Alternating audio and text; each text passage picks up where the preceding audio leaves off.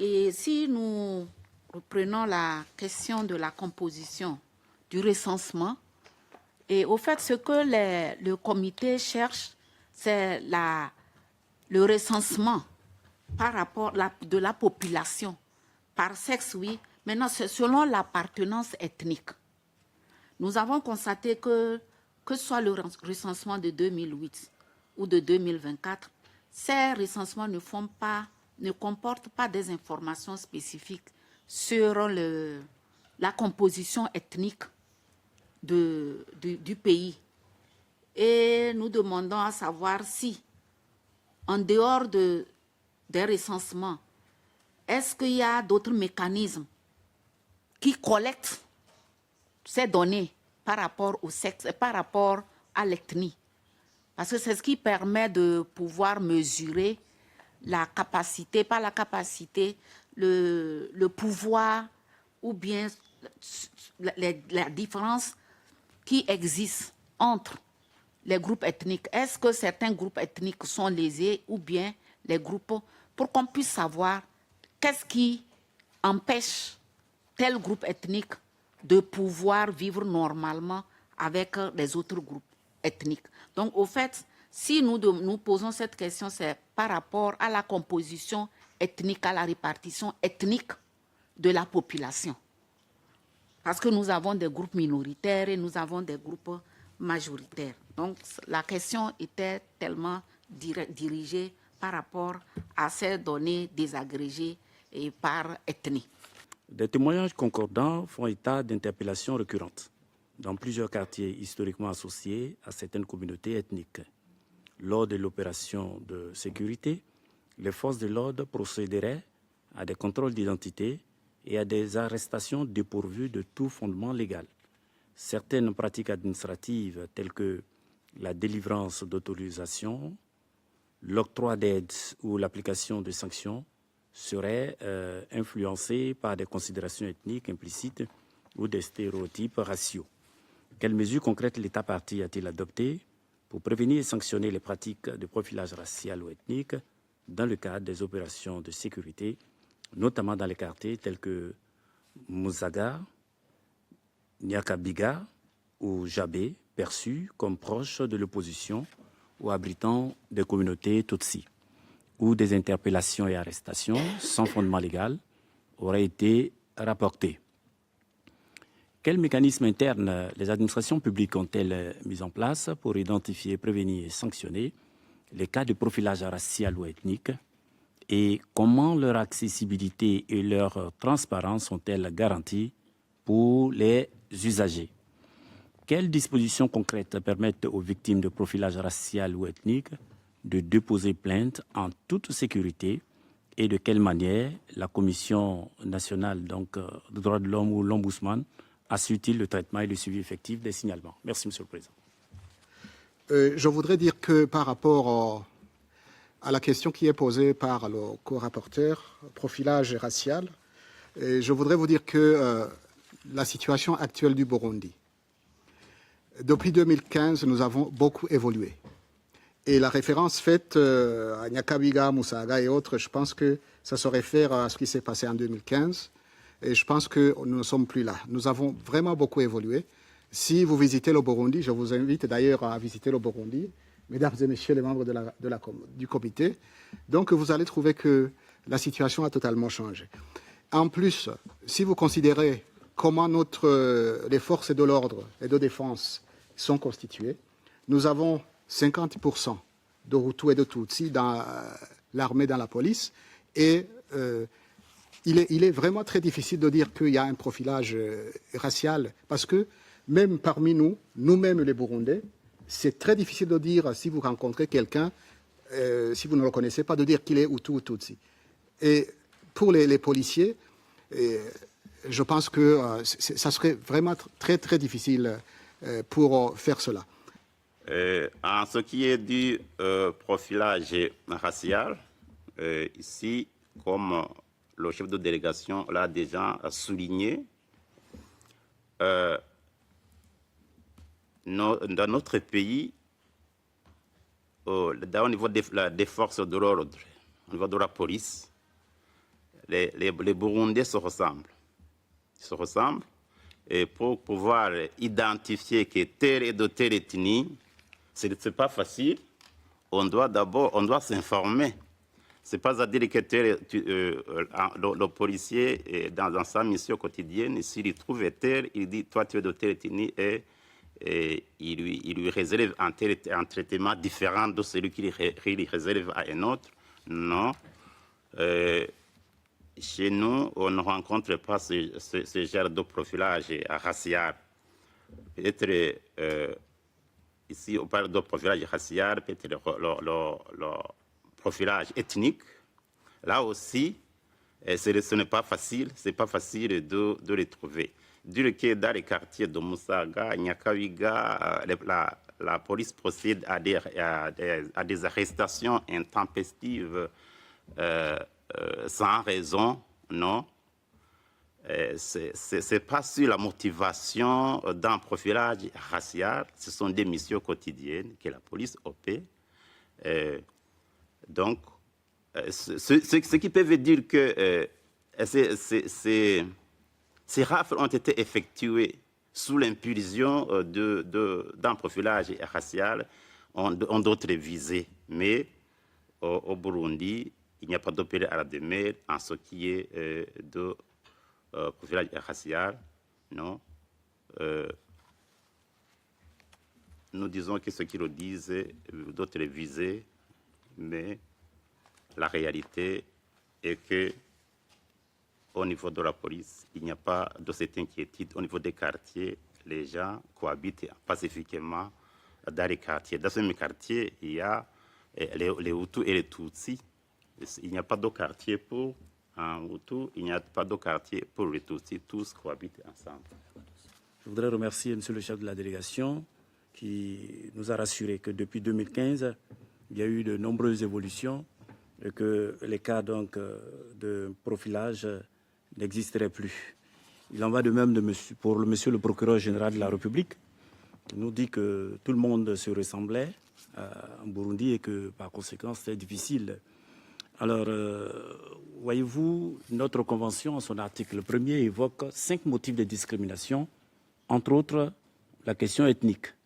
Or, au Burundi, contrairement à d'autres États où il est fait interdiction de se référer à la considération ethnique, au Burundi, tout est aligné sur la considération ethnique. Ça voudrait dire que c'est une question qui est centrale.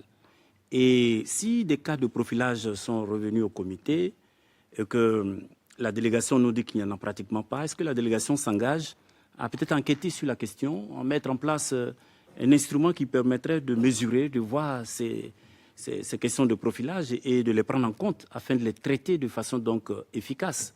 Sur quelle base donc dit-elle qu'il n'y a pas, n'est-ce pas, de profilation et de discrimination raciale au Burundi? Je rappelle encore une fois, il y a 5 motifs de discrimination qu'il faudra examiner de près. Merci, Monsieur le Président. Je vais rebondir d'abord sur ce que mon collègue Diaby vient de dire. Le Burundi déclare qu'il n'y a pas de discrimination raciale au Burundi. Ceci est un peu surprenant parce que je pense, à mon avis, que c'est parce qu'il y avait justement des problèmes ethniques qu'il y a eu les accords d'Arusha. Parce que s'il y a eu les accords d'Arusha pour la réconciliation, c'était la réconciliation interethnique pour que toutes les ethnies puissent y vivre dans l'harmonie. Et on a pensé que la solution, c'était de fixer ces quotas dont vous parlez et qui sont inscrits dans la Constitution. Et lorsque ces quotas sont dans la Constitution, vous nous dites que dans certains secteurs, on a 50% de Hutus et 50% de Tutsis. Comment est-ce possible dans un pays où, selon nos informations, les Hutus représentent 80% de la population et les Tutsis ne représentent que 15%? Bon, les Batois, ils sont tellement peu nombreux qu'on ne pouvait pas fixer de quotas, on les prend par cooptation. Comment est donc possible d'obtenir 50% de Hutus et 50% de Tutsis dans les services de sécurité? par ailleurs, d'autres informations, parce que lorsque nous faisons les examens des rapports, nous recevons les informations de presque partout. D'autres informations font justement état de ce que dans les services de sécurité, les forces de défense, les forces de maintien de l'ordre, les renseignements généraux, on retrouve 90% de Hutus. Et que même dans certaines structures telles que les sociétés d'État, ils se retrouvent parfois à 100%, soit à 90%. Donc j'aimerais quand même que vous nous expliquiez comment on peut se retrouver avec 50-50 lorsque un côté pèse beaucoup trop. Et en plus de ça, quel est le mécanisme qui a donc été mis en place pour contrôler l'effectivité des quotas? Parce que justement, nous avons appris des plaintes qui font état de ce que ces quotas même ne sont pas respectés. Même lorsqu'on a dit qu'on doit prendre 40% de Tutsis, on se retrouve toujours avec plus de Hutus. Comment vous faites pour vous assurer que dans tous les secteurs, on retrouve 60% de Hutus et 40% de Tutsis? C'est quelque chose d'important parce que s'il n'y a pas de suivi et évaluation, ça sera bien plaqué dans la Constitution et même dans les lois, mais ce ne sera jamais réel, surtout que tous les Burundais se ressemblent, comme vous avez dit. Tant qu'on n'a pas évalué, on ne saura jamais. Voilà un peu les premières questions que je peux poser. Merci. Même si il a été déjà mis comme question, posé comme question, je tenais à prendre la parole parce que je voudrais justement demander une clarification par rapport à l'approche de la discrimination raciale en vertu de la Convention. On a attendu justement que les Burundais se ressemblent et c'est comme si la délégation approche cette question seulement par rapport aux caractéristiques phénotypiques et non alors que ces comités, évidemment, a une approche beaucoup plus étendue, étant donné qu'on comprend la discrimination aussi construite par rapport au rapport de pouvoir et surtout c'est pour ce rapport de pouvoir après une période de transition, de justice transitionnelle, c'est un rapport bien construit dans chaque pays. Et donc, ce que je voudrais demander, c'est justement si la délégation voudrait répondre si on comprend la discrimination raciale au Burundi, non seulement comme une question de la couleur de peau, des questions de caractéristiques phénotypiques, mais aussi par rapport aux rôles sociaux qui sont alloués aux groupes ethniques et surtout aux groupes qui ont été déjà marginalisés et que justement, comme mes collègues l'ont très bien dit, ils ne font pas partie, disons, de groupes qui sont le plus avantagés dans la nouvelle situation dans le pays. Merci beaucoup. C'est ça la question. Je pense que ça va être très, très utile pour notre dialogue d'avoir une clarification sur ce point. Merci beaucoup. Sur la question des quotas, donc c'est important. M. Diaby aussi a bien fait de rappeler l'article 1 de la Convention, à laquelle effectivement est revenue donc ma collègue Tina. Effectivement, on a tendance, bon, c'est pas seulement propre donc au Burundi, dans la plupart des pays africains, on a tendance peut-être à ramener la discrimination raciale au terme race lui-même, sans pour autant effectivement rendre compte. C'est beaucoup plus complexe que cela dans nos pays, et particulièrement dans ce pays du Burundi, où les questions du quota, les questions de cité sont beaucoup plus complexes. Monsieur le ministre, vous l'avez dit vous-même, vous avez dit qu'il est extrêmement difficile de distinguer entre un Hutu et un Tutsi. Et je pense qu'on de votre compatriote aussi est revenu sur cela, pour dire simplement qu'il n'y a pas pour ainsi défendre qu'il n'y a pas de profilage. Mais ma question est celle-là. Si effectivement l'on sait qu'à la fois les Hutus et les Tutsis aussi, je pense qu'ils parlent la même langue. Bon, ma question, elle est plus philosophique peut-être que politique. En fait, où se trouve vraiment l'ethnicité sur la question? Voilà deux groupes qui parlent la même langue. Généralement, c'est parler la même langue, donc voilà, donc l'identité aussi à ce niveau-là. Donc, je me demande, est-ce qu'il y a un travail à la fois politique ou citoyen qui manque ou qui a à faire pour amener le Burundi peut-être à dépasser cette situation, puisqu'on sait qu'effectivement que ces questions de quotas est une résultante des accords politiques, et tout accord politique sur cette question-là reste quelque chose de fragile, puisque ça demande un équilibre. Et l'équilibre jusqu'à quand? Est-ce qu'il y a un travail politique ou citoyen, effectivement, qui se met en place ou qu'il faut donc penser dans une perspective effectivement de construire donc, ce que j'appelle donc un citoyen moins attaché aux allégeances ethniques en tant que tel, mais un citoyen pleinement entier. C'est un peu ça donc la difficulté de la question. Est-ce qu'il y a un travail qui se fait à ce niveau-là? Est-ce qu'il y a un travail de réflexion qui se fait? Est-ce qu'au niveau politique, effectivement, on tend vers cela? Puisqu'on qu'on puisse dire, effectivement, l'équilibre, c'est extrêmement difficile, d'autant plus que, comme l'a si bien dit donc ma collègue, si on prend la répartition à la fois des groupes dans les différentes sphères de décision politique, qui mettent, qui ne pas mettre, voilà, c'est un peu ça la complexité. Est-ce qu'il y a un travail qui se fait à ce niveau-là pour essayer donc d'arriver donc à dépasser cette situation hyper dichotomique qui, effectivement, en fonction des contingences politiques, peuvent évoluer aussi donc faire retomber donc le pays dans une situation que l'on ne souhaite pas. Donc ma préoccupation est celle-là. C'est un travail à faire pour essayer donc davantage donc d'élaborer donc une citoyenneté donc voilà moins tributaire de ces petits donc ces petites identités, et que vous-même vous dites qu'il est complexe donc de savoir. Voilà, donc c'est un peu ça ma préoccupation, pour vous inviter donc à une réflexion collective sur ça, pour savoir dans quelle mesure il est possible peut-être davantage donc s'il y a donc des besoins de soutien technique à faire, il faut le demander. Maintenant, on comprend bien en fait l'essence même de cette rencontre. Donc, nous avons bien compris et nous allons vous répondre convenablement. Alors, je voudrais préciser que le Burundi a signé et ratifié cette convention par volonté, goodwill, I mean. Donc, je pense qu'il ne faut pas forcer une porte ouverte. Nous avons envie de honorer nos engagements. Et apparemment, ce que je constate, nous regardons dans des directions différentes. Nous regardons l'avant, et la plupart de ceux qui ont posé les questions, ils regardent en arrière. Et là, je pense qu'il sera difficile de trouver un terrain d'entente. C'est ce que je constate. Je pense aussi qu'il faudrait tenir compte de l'histoire de notre pays. Et j'espère que ceux qui ont posé des questions le savent bien, ont suivi l'histoire de notre pays. Et bien sûr, tout ce que nous vivons ici, c'est souvent d'ailleurs dû à notre histoire qui est douloureuse, je l'affirme, et probablement aussi d'autres pays, nous partageons cela. Alors, nous voulons avancer. Nous avons subi les affres de la guerre dues aux divisions ethniques. Et ces divisions ethniques ont été inoculées chez nous, parce qu'avant la colonisation, nous étions une seule nation, et jusque-là nous parlons la même langue.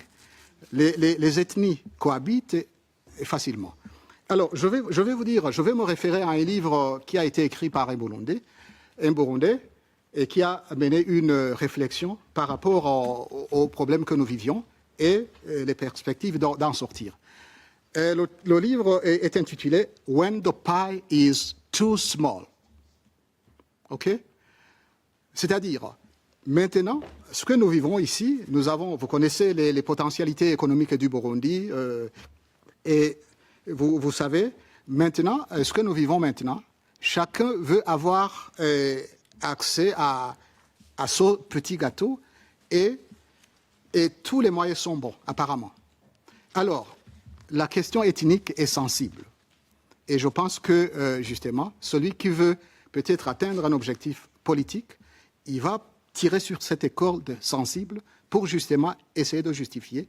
Et je suis content que je l'entende de la bouche de certains intervenants et qui parlaient de lier profilage racial justement au rôle social que doivent jouer certaines personnes, c'est-à-dire toutes les composantes de la population.